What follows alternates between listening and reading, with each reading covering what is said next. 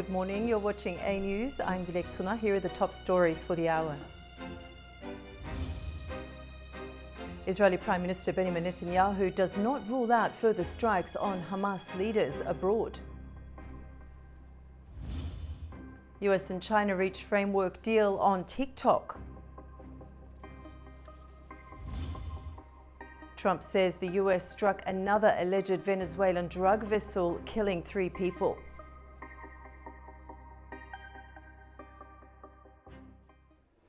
Israel says it doesn't rule out further strikes on Hamas leaders after last week's assault in Qatar. Prime Minister Benjamin Netanyahu made the comment during a joint press conference in Jerusalem with US Secretary of State Marco Rubio on Monday. Israel and the US have both reaffirmed their close alliance with each other after United States Secretary of State Marco Rubio and Israeli Prime Minister Benjamin Netanyahu held talks on Monday. Rubio's 3-day visit came as Arab Islamic leaders convened in Doha to denounce last week's unprecedented attack by Tel Aviv on Qatar. Netanyahu said that every country had the right to defend itself beyond its borders and didn't rule out further strikes on Hamas leaders, stressing they would not have immunity wherever they are. I've said repeatedly that Israel's decision to act against the Hamas terrorist leadership in Qatar was a wholly independent decision by Israel. It was a decision taken by me and our top security force chiefs. It was conducted by us, and we assumed full responsibility for it because we believe that terrorists should not be given a haven. Meanwhile, Rubio arrived in Israel seeking clarity on how the government intends to proceed in Gaza and to assess whether Qatar can continue to serve as a mediator. After the talks, both sides emphasized that the only path to peace lies in the destruction of Hamas and the return of all 48 hostages, around 20 of whom are believed to be alive.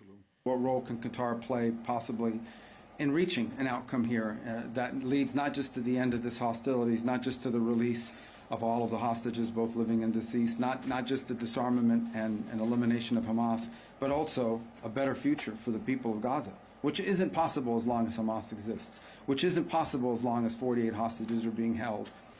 According to a senior State Department official, Rubio will travel to Qatar on Tuesday following his Israel visit before heading on to the United Kingdom. The Israeli military launched a ground offensive on Monday to occupy Gaza City, according to Axios, citing Israeli officials. Last week, Israel launched an airstrike against Hamas leaders in Qatar, expanding its military actions that have ranged across the Middle East. Reports emphasize that Trump's administration says it has no intention of hindering Israel and will leave it to make decisions regarding the conflict. The portal's sources said that US Secretary of State Marco Rubio said that Washington supports the ground operation, but expects it to be completed quickly and as soon as possible. Meanwhile, Gulf leaders have closed an emergency summit in Doha with a strong show of solidarity for Qatar after Israel's strike on Hamas officials in the capital. They declared Gulf security indivisible, pledged to activate a joint defense mechanism, and urged the United States to use its leverage on Israel. Gulf leaders closed an extraordinary summit in Doha on Monday, declaring that the security of their states is indivisible after Israel's strike on Hamas officials in Qatar sparked outrage across the Arab and Islamic world. The leaders also stressed that the security of the GCC states is indivisible and that any attack on any member state is an attack on all, and that all the capabilities of the GCC states will be harnessed to support the state of Qatar and protect its security and sovereignty. At the closing press conference, the Gulf Cooperation Council Secretary General Jassim al-Budaiwi urged Washington to use its leverage with Israel. We also expect our strategic partners in the United States to use their influence on Israel in order for it to stop this behavior. We really do expect that. They have leverage and influence on Israel, and it's about time that this leverage and influence to be used. Thank you. Qatar's Foreign Ministry spokesperson Majid Al-Ansari rejected Israel's justification for the strike.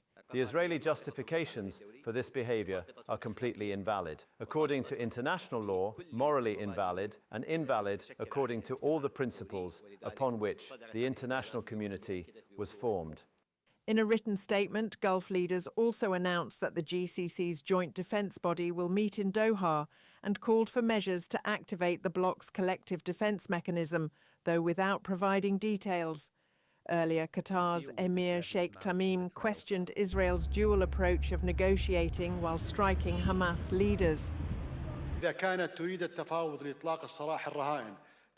If Israel wants to assassinate Hamas's political leadership, why is it negotiating with them? This aggression is truly vile, treacherous, and cowardly, and it's impossible to deal with this level of malice and betrayal. The summit drew regional leaders, including Turkey's President Recep Tayyip Erdogan, who demanded stronger measures. We must improve diplomatic efforts to increase pressure against Israel. International law mechanisms must be used to hold Israeli authorities to account. If we don't impose sanctions on Israel, it will continue and speed up its policy of occupation. Iran's President Masoud Pezeshkian also condemned the strike, calling it a crime. The attack last week on Doha killed 5 Hamas members and a Qatari security officer, missing Hamas's senior negotiation team. Analysts say the summit may mark the first step towards tangible collective action against Israel, with Arab and Islamic states warning that any further escalation will not go unanswered.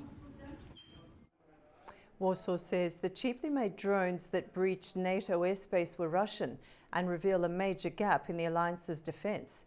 Politico writes that the security alliance's expensive air defence systems may not be well suited to counter such threats. NATO's response to low-cost Russian drones has exposed weaknesses in the alliance's air defences, says Politico. Last week, at least 19 drones crossed into Poland, prompting fighter jets, Patriot missiles and surveillance aircraft, a multi-billion-dollar effort to counter drones that cost roughly $10,000 each. Experts say NATO's current approach isn't sustainable. Scrambling F-16 or F-35s every time a cheap drone appears is costly and impractical.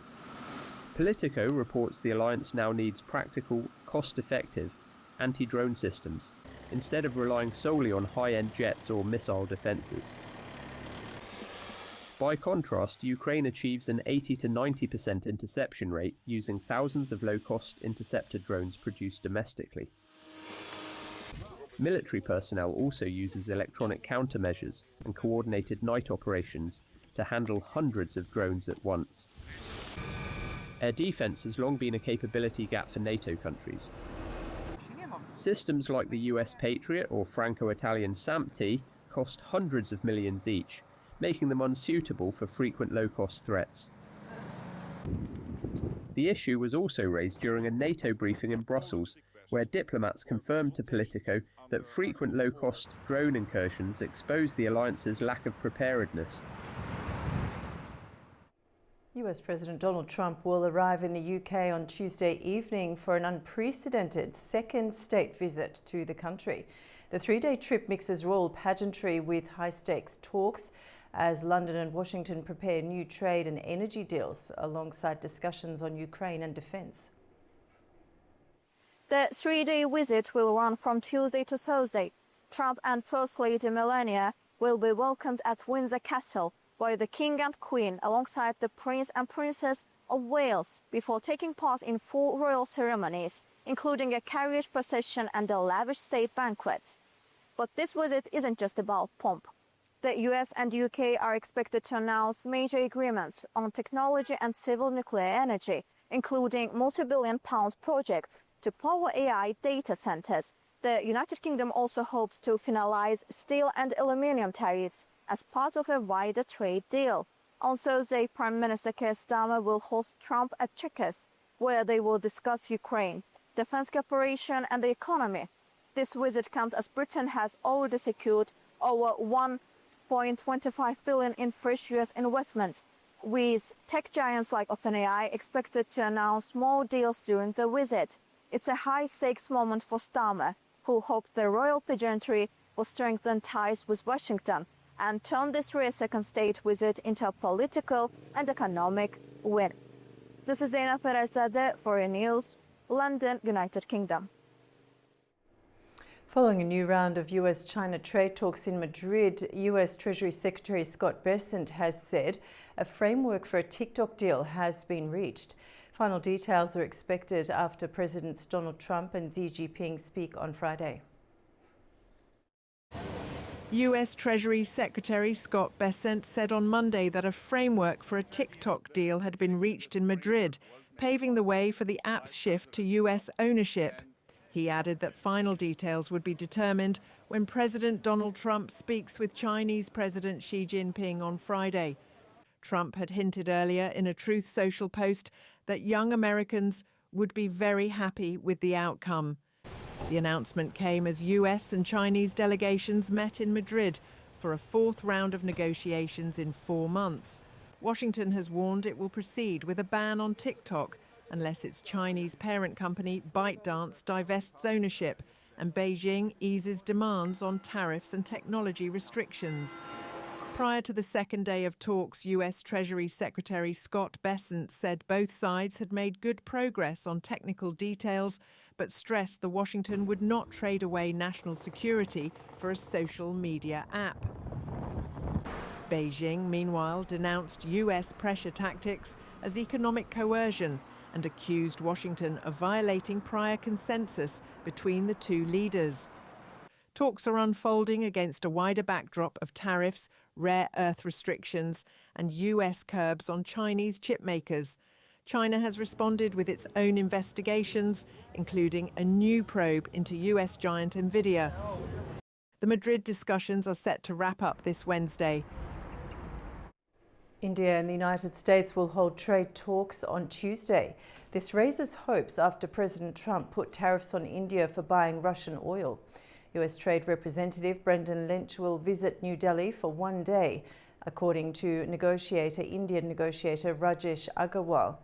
On the 27th of August, Trump imposed an additional 25% tariff on India, raising total duties to 50%. India's exports to the US fell from $8 billion in July to $6.8 billion in August, and the trade deficit narrowed to $26.49 billion. Exporters say the full impact of the tariffs will be seen next month. While tensions with the US persist, India is moving closer to China. Prime Minister Modi met President Xi Jinping during a visit to China and also shook hands with Russian President Vladimir Putin. The US Senate on Monday confirmed President Donald Trump's advisor Stephen Moran to the Federal Reserve Board of Governors by 48 to 27 vote. On the same day, the US Court of Appeals blocked Trump's attempt to remove Fed Governor Lisa Cook, allowing her to attend upcoming policy meetings. Moran said he would protect the Fed's independence, but taking only a leave from his White House job raised questions about his independence.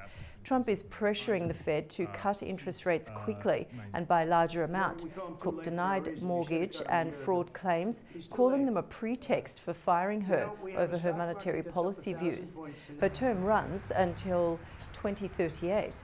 The Fed will announce its next rate decision on Wednesday. Tensions between Washington and Caracas are mounting after a second US military strike on a vessel linked to Venezuela. President Donald Trump says the boat was carrying drugs, while President Nicolas Maduro is denouncing the attacks as outright aggression. US President Donald Trump announced on Monday that American forces destroyed a vessel allegedly carrying drugs from Venezuela toward the United States. He said the strike, conducted in international waters, killed 3 people on board. Trump shared a video on Truth Social showing a boat exploding in flames and claimed that big bags of cocaine and fentanyl were scattered in the water afterward. The attack was the second in recent weeks. Earlier this month, a US strike sank another suspected smuggling vessel from Venezuela, killing 11 people. Speaking in the Oval Office, Trump suggested the campaign could expand beyond the Caribbean. That means there's no drugs coming by sea, but they do come by land. And you know what? We're telling the cartels right now, we're going to be stopping them too. When they come by land, we're going to be stopping them the same way we stop the boats. In Caracas, President Nicolas Maduro rejected the US claims, calling the strikes outright aggression. Today I can announce that communications with the US government are severed.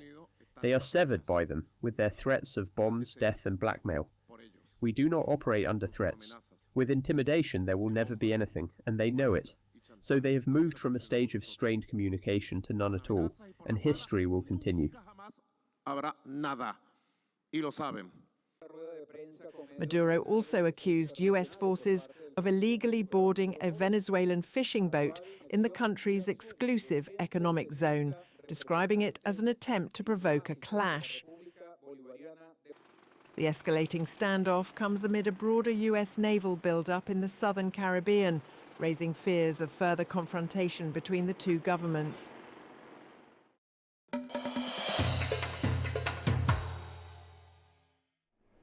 Azerbaijan's President Ilham Aliyev has said justice has been restored in Karabakh and displaced citizens are returning home.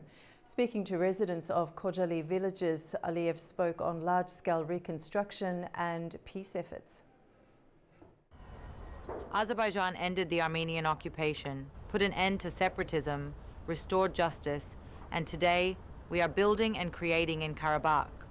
President of Azerbaijan Ilham Aliyev said this in a meeting with residents from the Khojaly villages. Aliyev emphasized that the government has created all the necessary conditions for Karabakh residents. The people who lived as refugees for so many years deserve the very best conditions. I recall saying in my numerous meetings with refugees during the years of occupation that the government was doing everything possible to provide for you. And we did that. Approximately 300,000 former IDPs were provided with houses and apartments by the state. But I always said at the opening of each tent camp that these were only temporary places of residence. After the liberation of Karabakh, we would create even better living conditions in Karabakh itself. And that is exactly what has happened. Azerbaijani leader also mentioned that the victory was secured by the will of people, their deep attachment to their homeland, our collective resolve, and our fighting spirit. According to Aliyev's words, by forcing the Armenians to sign the act of capitulation, Azerbaijan also paved the way for peace.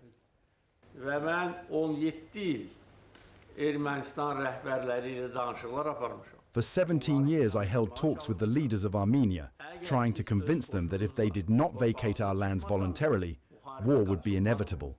But they did not believe it.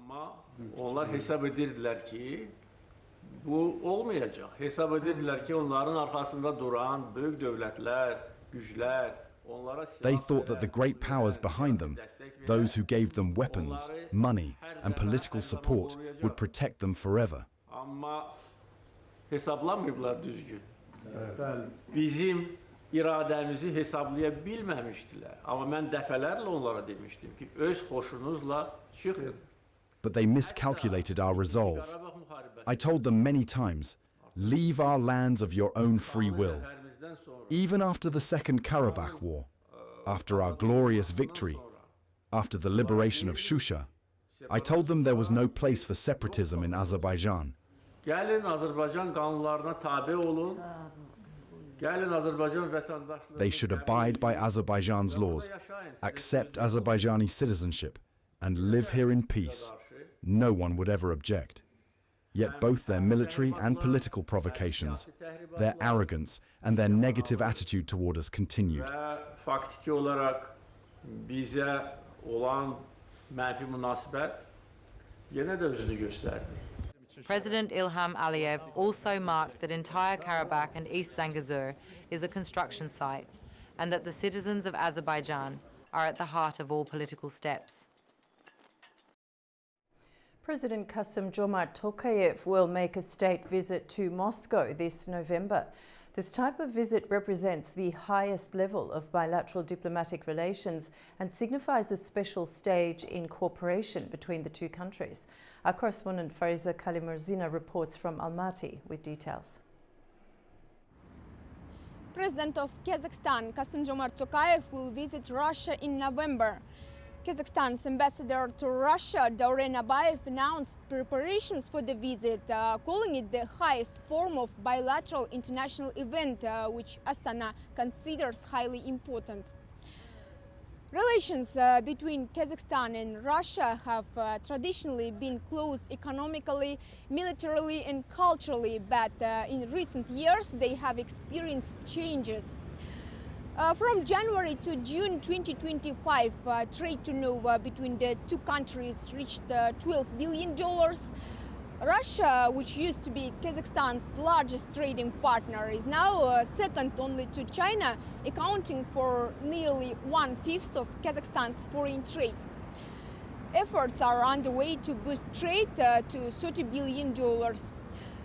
Beyond trade, the countries remain linked through geography and infrastructure. A significant portion of Kazakhstan's oil exports pass through the Caspian Pipeline Consortium across Russian territory.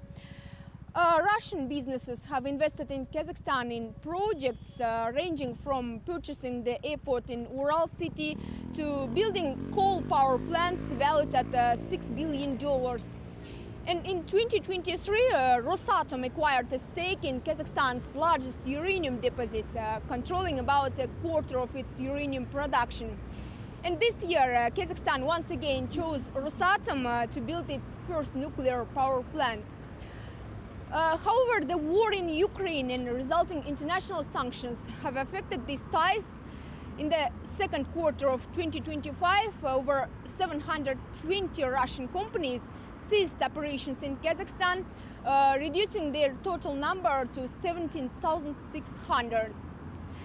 Imports from Russia have also decreased, especially investment in intermediate goods. President Tokayev emphasized Kazakhstan's balanced foreign policy aimed at protecting national interests and ensuring sustainable development.